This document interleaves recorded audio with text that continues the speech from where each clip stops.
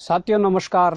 मैं बॉबी पवार आप सबके बीच आज फिर से एक बार लाइव आया हूं और मुझे उम्मीद है कि आप सब स्वस्थ होंगे, मस्त होंगे। जैसा कि आप लोग जानते हैं और जो कि अभी आजकल उत्तराखंड में चल रहा है कि भ्रष्टाचार, चाहे यूकेएसएससी का हो, यूकेपीएससी का हो, विधानसभा का हो, सचिवालय का हो या तमाम अन्य विभागों का भ्रष्टाचार हो, भ्रष्टाचार के विरुद्ध ये बिगुल उत्तराखंड बेरोजगार संघ फूंक चुका है। और उत्तराखंड बेरोजगार संघ के बैनर पर प्रदेश का वो तमाम युवा जो प्रदेश भर में किसी न किसी मुद्दे पर लड़ रहा है, वो आज बेरोजगार संघ के साथ खड़ा है। प्रदेश का हर वो जनमानस जो किसी न किसी मुद्दे पर लड़ रहा है, वो आज बेरोजगार संघ के साथ खड़ा है। और ये हमने भी संकल्प लिया है कि इस लड़ाई को यदि आज शुरू किया है तो इस लड़ाई को अंजाम तक पहुंचाने के लिए हम प्रतिबद्ध हैं और इस लड़ाई को अंजाम तक पहुंचा कर रहेंगे। बात करते हैं हमारे सत्ताधीशों की, हमारे प्रदेश के मुखियाओं की। वो मुखिया चाहे प्रदेश के शासन में हो, वो मुखिया चाहे प्रदेश के प्रशासन में हो, या वो मुखिया चाहे प्रदेश के सुरक्षा व्यवस्था में हो। इन मुखियाओं की यदि मैं बात करूं तो सबसे बड़ी बात यह है कि यहाँ जो मुख्यमंत्री हैं माननीय धामी जी, शायद इन पर भी अब कोई ना कोई ऐसी चीज आने लगी है, या ये कहूं कि जो इससे पूर्व मुख्यमंत्री त्रिवेंद्र रावत जी थे, उनका एक लास्ट में दौर चला था, एक प्रचलन था उनका कि वो किसी फैसले को लेते थे और उसके बाद वो फैसला दूसरे दिन बदल देते थे। आज फिर से वो स्थिति आई है और ये स्थिति दूसरे मुख्यमंत्री जी के साथ आई है।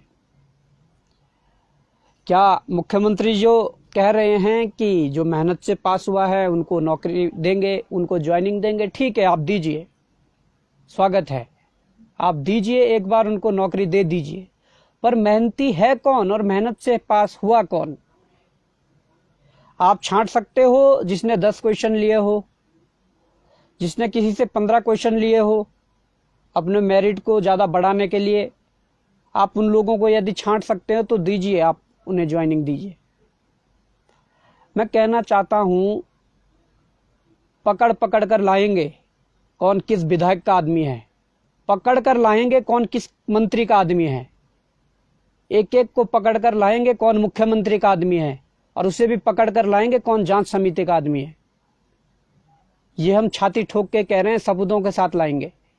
और आप सेग्रीगेशन की बात कर रहे हो, सेग्रीगेशन इसलिए भी नहीं हो सकता, आप तो करना चाह रहे हैं, आप इसलिए करना चाह रहे हैं कि खनन प्रेमियों के साथ कई लोगों की फोटो वायरल हो रही है।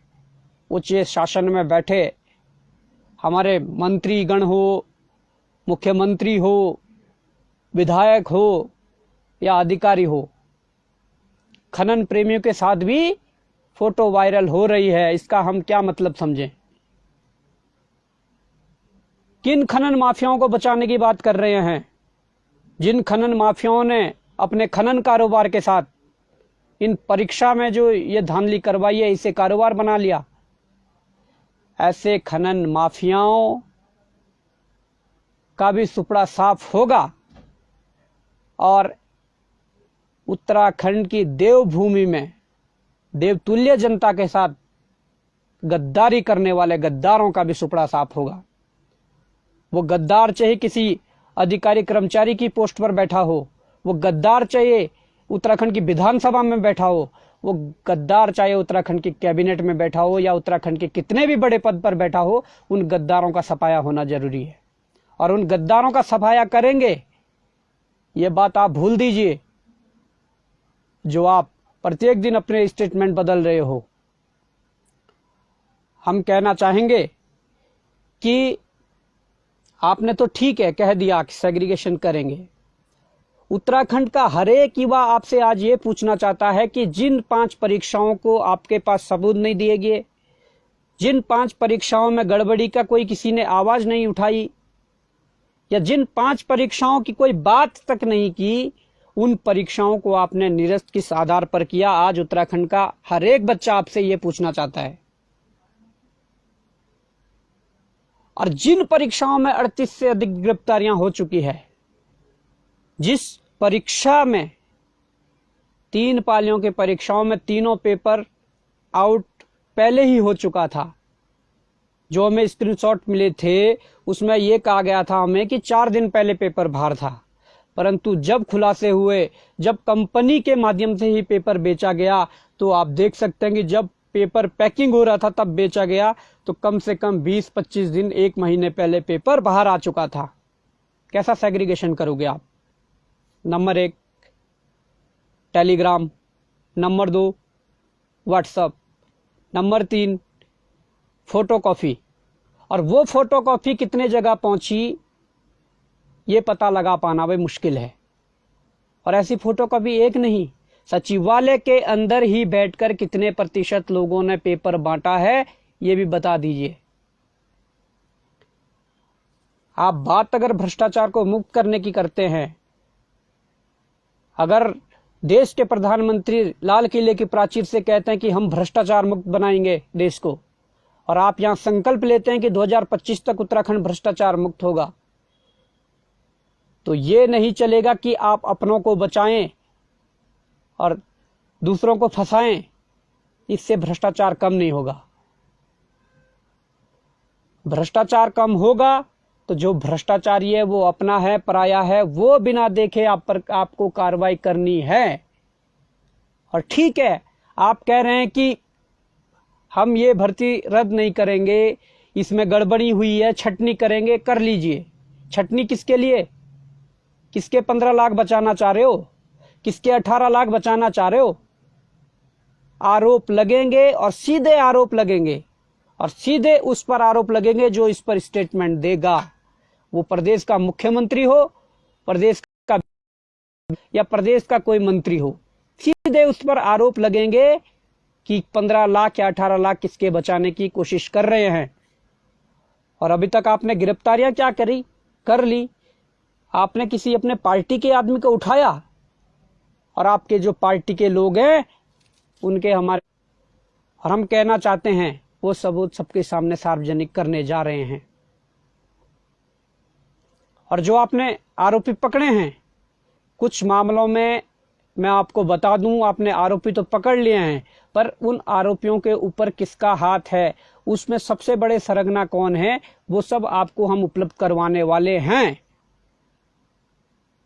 लाइव में उपलब्ध करवाएंगे। और उन पर कार्रवाई नहीं हुई तो आप समझ लेना कि प्रदेश का जो जनमानस है वो सड़कों पर तो आ चुका है, परंतु वो इतना आक्रोशित हो जाएगा, वो इतना आक्रामक हो जाएगा कि सरकार बचानी मुश्किल हो जाएगी।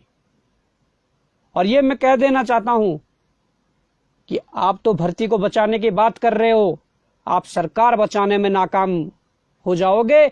ये आज लिख के ले लो, अभी लिख के ले लो।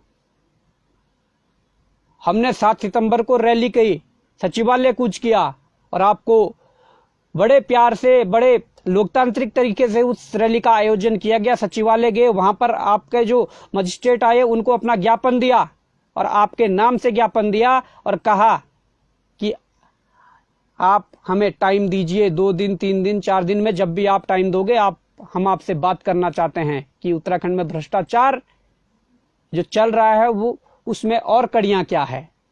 परंतु आपने अभी तक समय नहीं दिया। हम आपसे सामने में बैठकर बात करना चाहते हैं, क्योंकि हम आपको कुछ बताना चाहते हैं। अगर आपकी सलाहकार टीम आपको किसी दूसरे रास्ते भटका रही है तो हम आपको समझाना चाहते हैं, हमारे भी सुझाव लीजिए। और अगर नहीं मिलते हैं तो ठीक है, आप वो भी कह दीजिए कि अगर नहीं मिलना है तो नहीं मिलना है, ठीक है, हमें उससे भी कोई वो नहीं, ऐतराज नहीं है। आप ये बता दीजिए नहीं मिलना है, क्योंकि खुलासे तो अब होकर रहेंगे। और ये आप भर्ती बचाओ ना बचाओ, भर्ती को बचाने की आप पूरी कोशिश कर रहे हैं, पर सरकार नहीं बचा पाओगे। वो दिन ज्यादा दूर नहीं है, हम ये भी कह दे रहे हैं। देहरादून के चारों रास्ते बंद हो जाएंगे। देहरादून राजधानी अस्थायी राजधानी आने के लिए लोगों के पास रास्ते नहीं बचेंगे। ये आज हम इस लाइव के माध्यम से ये घोषणा कर दे रहे हैं कि इस देहरादून आने के लिए रास्ते नहीं बचेंगे। ऐसा माहौल हम कर देंगे और करेंगे, लोकतांत्रिक तरीके से करेंगे। इसे आप समझिए जो समझना है। हमारे हाथ में हमारा संविधान, हमारे हाथ में हमारा कानून जो हमें इजाजत देगा उसके तहत ये करेंगे। और आगे माननीय प्रधानमंत्री जी का जन्मदिन भी आने वाला है, उस दिन क्या करते हैं वो भी हम करेंगे। उस दिन पूरा देश देखेगा कि माननीय प्रधानमंत्री जी के जन्मदिन पर ये क्या हो गया। ये आपके लिए चेतावनी समझिए या एक सुझाव समझिए कि क्यों इन बच्चों को उलझा कर रखा है, क्यों बेरोजगारों को गुमराह करके रखा है। जब आपको पता है कि न्यायालय में जो नॉर्म्स हैं, उत्तराखंड अधीनस्थ सेवा चयन आयोग के जो नॉर्म्स हैं, किसी आयोग के जो नॉर्म्स हैं, किसी न्यायालय के, उसके आधार पर निर्णय होना है। और वो निर्णय क्या होना है ये सभी जानते हैं। और आप सिर्फ और सिर्फ बच्चों को गुमराह कर रहे हैं और गुमराह कर कर सिर्फ और सिर्फ भर्ती को 2-2.5 साल के लिए लटकाना चाह रहे हैं। ये हम खुला आरोप लगा रहे हैं। अगर आप थोड़ा भी चाहते हैं और थोड़ा भी चाहते हैं कि बच्चों का भविष्य बचे, तो ये परीक्षा जल्द रद्द करके 60 दिन के अंदर दोबारा परीक्षा हो, ये हम कह रहे हैं। बाकी अगर नहीं करते हैं तो ठीक है, आप परीक्षा को बचाइए, साथ में सरकार को भी बचाना पड़ेगा और आपको सरकार बचाने पड़ेगी, इसके लिए हम शुभकामनाएं देते हैं। पर अगर सरकार को बचाने में नाकामयाब रहे तो उसके लिए फिर उसके बाद ही मिलते हैं। और मैं उन छात्रों को भी ये संदेश देना चाहूँगा जो थोड़े से किसी दबाव में आकर या कुछ स्टेटमेंट कोई आ जाता है, उसके बाद जो उनके मन में परेशानी उत्पन्न हो जाती है, जो उनका जल्दीपन जो है वो शुरू हो जाता है कि अब क्या होगा। इतनी बेचैनी मत पालिए और इतनी बेचैनी पालनी भी नहीं है। ये संकल्प लिया है, इस गलत सिस्टम के खिलाफ लड़ेंगे और अंतिम तक लड़ेंगे। तब तक लड़ेंगे जब तक इसे अंजाम तक ना पहुंचा दिया हो। उतार चढ़ाव आएंगे, परिस्थितियां कुछ भी हो, हर परिस्थिति का डटकर मुकाबला करेंगे और इस लड़ाई को अंजाम तक पहुंचाएंगे। ये मेरा उन युवाओं को संदेश है जो या तो परसों रैली में शामिल थे, या जो अभिभावक घर से मुझे देख रहे हैं, या जिन अभिभावकों को मुझे फोन कॉल आ रहे हैं। ये उन अभिभावकों के लिए मेरा संदेश है कि उत्तराखंड बेरोजगार संघ के ये बेटे इस लड़ाई को अंजाम तक पहुंचा कर रहेंगे, इस लड़ाई को लड़ेंगे। सरकार अपनी जो मनमानी करे, हम मनमानी नहीं होने देंगे। हमें इसके लिए कोई भी कदम उठाना पड़े हम उठाएंगे। और ये लड़ाई उत्तराखंड बचाने की लड़ाई है और इस उत्तराखंड, इस देवभूमि को बचा कर रहेंगे। ये इस देवभूमि के उत्तराखंड बेरोजगार संघ में जो युवा है वो इसे बचा कर रहेंगे। और कल कोटद्वार में एक रैली होने जा रही है और उस रैली में सब प्रतिभाग करें। कोटद्वार के आसपास के लोग हैं, जो गढ़वाल के लोग हैं, वो सब कोटद्वार पहुंचिए और उस रैली को भव्य बनाइए। उस रैली के माध्यम से अपने सरकार तक इस आवाज को पहुंचाइए कि आप गलत कर रहे हैं। और अगर आप सही करोगे तो आपको उस हिसाब से उसका नतीजे मिलेंगे, और अगर आप गलत करोगे तो आपको वो नतीजे मिलेंगे। ये आपको कोटद्वार के रैली के माध्यम से संदेश देना है। तो देखिए, ज्यादा ना बोलते हुए हम यही कहना चाहेंगे कि मुख्यमंत्री जी, आप लगा लीजिए दम, आप भर्ती बचाओ या सरकार बचाओ, लड़ेंगे हम इस गलत सिस्टम के खिलाफ, जिस सिस्टम की आंखें फूट चुकी है, जिस सिस्टम को ये नजर नहीं आ रहा कि सही क्या है गलत क्या है। क्योंकि आप तो अपने प्रवक्ताओं को भी ये कहते हैं ना कि क्या है